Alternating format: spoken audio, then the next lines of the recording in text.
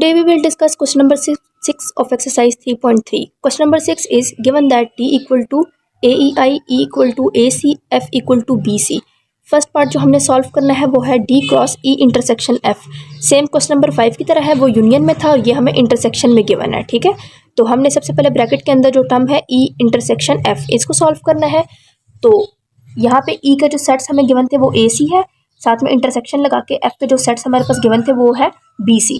ये हमने लिख दिया. ठीक है, अब हमने इंटरसेक्शन में हम क्या करते हैं कि जो कॉमन चीज़, दो सेट्स के अंदर जो कॉमन चीज़ होती है ना, वो हम लिखते हैं. ठीक है, तो इन दोनों में देखिए कॉमन टर्म कौन सी आ रही है, C और C कॉमन है, तो इसका इंटरसेक्शन क्या आ गया, E इंटरसेक्शन F, C आ गया. अब मैंने इसका D के साथ कार्टेशियन प्रोडक्ट लेना है. ठीक है, D cross E intersection F. D के एलिमेंट्स क्या थे, AEI. ठीक है, यहाँ पे मैंने लिख दिया और इसका क्रॉस लगा के E इंटरसेक्शन F जो हमारे पास आया था वो C था, ये आ गया. ठीक है, अब कार्टेशियन प्रोडक्ट में हम क्या करते हैं, फर्स्ट एलिमेंट को फर्स्ट के साथ सॉल्व करते हैं, AC. अब यहाँ पे कोई सेकंड एलिमेंट तो नहीं है ना, तो हम इसकी तरफ चलते हैं. फिर E को फर्स्ट एलिमेंट से EC, फिर यहाँ पे अगेन कुछ नहीं है तो थर्ड की तरफ चलते हैं. थर्ड को फर्स्ट से करना है तो I, C. तो इसको मैंने 1 का नाम दे दिया. ठीक है, पार्ट 2 पे चलते हैं. पार्ट 2 पे आपके पास क्या है, D cross E intersection D cross F. तो यहाँ पे अगर आप देखें तो सबसे पहले ब्रैकेट के अंदर जो टर्म है हम उसको सॉल्व करेंगे. D cross E, D cross E. D पे हमारे पास कौन से एलिमेंट्स है, AEI.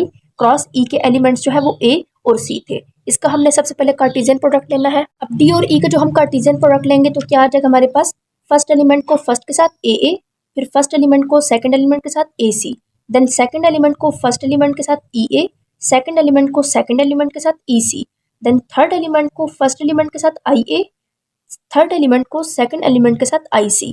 ठीक है, अब ब्रैकेट के अंदर जो सेकंड ब्रैकेट के अंदर जो टर्म थी वो हमारे पास D क्रॉस F था.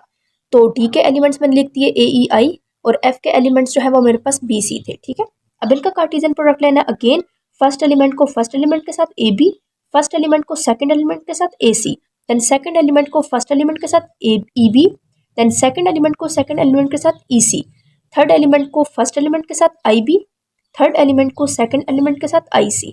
ठीक है, अब मैंने क्या करना है, D क्रॉस E का जो कार्टेशियन प्रोडक्ट आया था उसका इंटरसेक्शन फाइंड करना है D क्रॉस F के साथ. ठीक है, तो D क्रॉस E के जो एलिमेंट्स आए थे हमारे पास क्या था, ये पूरा यहाँ पे मैंने लिख दिया. ठीक है, और मैंने इसका इंटरसेक्शन फाइंड करना है, यहाँ पे लिख दिया इंटरसेक्शन, और D क्रॉस F का कार्टेशियन प्रोडक्ट फाइंड करना है तो वो ये है, तो यहाँ पे मैंने ये पूरा लिख दिया.